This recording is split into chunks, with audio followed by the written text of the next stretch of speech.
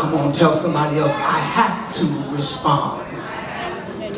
When you look at this particular chapter, you would find out that Israel are the key characters of this particular story who happen to be God's chosen people. But when you look at the life of Israel, you would find that they are always in trouble because of disobedience. In spite of how many times God blessed them, they always went against God for some strange reason. Does that sound like anyone you know that in spite of how many times God has blessed you, you still found yourself doing stuff you ain't had no business doing, saying things you didn't have no business saying? That is the same thing that happened to Israel. And in this particular text, they find themselves in a fight with a group of people called the Philistines, which are from the land of Gath. Can somebody say Gath? And when you look at Gath, Gath was a land that produced giants. And the Bible says that they get into a quarrel with the Philistines, but the Philistines had a champion by the name of Goliath. And you would understand that Israel at the time had a king by the name of Saul, and they were going into war against the Philistines. But how many of you know that if the leader is afraid, the people will be afraid? I don't have nobody talking back to me.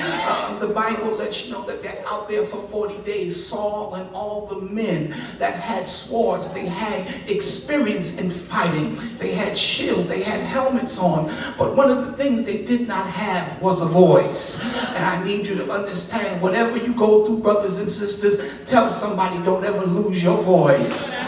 Because the power of life and death is in your words.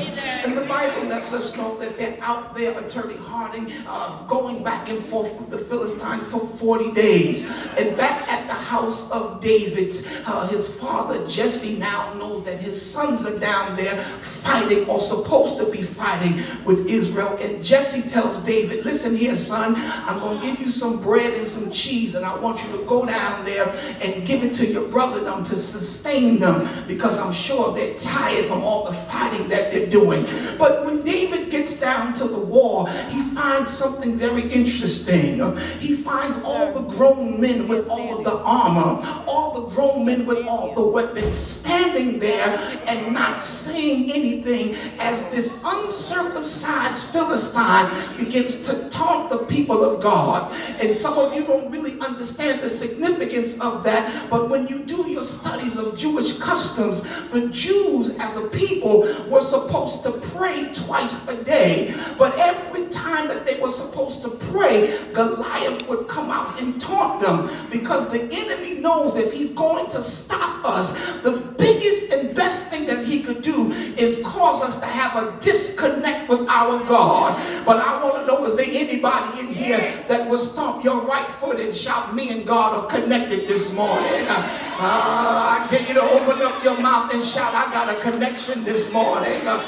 Because I know that God has favored me. I know that God has brought me out in times past. So when everything's going crazy in my life, I don't tap into my bank account, but I tap into my connection. I don't tap into who's standing with me, but I tap into my connection. I need somebody to clap your hands one more time and shout, I'm connected, I'm connected. And the Bible says, as I come to my close, that David shows up at the fight, beloved, and he finds that all of the men of the army of Israel are standing there and they're quiet. And the strangest thing is that Goliath was now prophesying to God's people. That is a scary time when you allow the enemy to prophesy your future. And the Bible says that as they begin to watch, Goliath tells them, if you have anybody, Israel, that has enough guts to come out and fight me, if they defeat me, me and the Philistines will worship you. But if I defeat your man, you all will worship me. And David is standing there and he's seeing all of this stuff happen. And the Bible says that he developed something called righteous indignation. Because anytime you got God on the inside, anytime you see injustice, you got to respond. Anytime you see police brutality, you got to respond. I dare somebody to open up your mouth and shout, I gotta respond. And as David began to hear what Goliath was saying, he got so upset, y'all, y'all, that he took his little self and pushed past all of the men and pushed past the king and looked Goliath in the eye and said, who are you, you uncircumcised Philistine, that you would defile the people of God? And David began to speak back to the giant, because I believe that is our problem. We are having conversations with things we should be prophesying to. We're having conversations with things we should be commanding. And David looked at Goliath and said, unlike these men here, I got a loud mouth. Unlike these men, I ain't afraid to speak up. And I'm so glad that God has given us a modern day David by the name of Reverend Al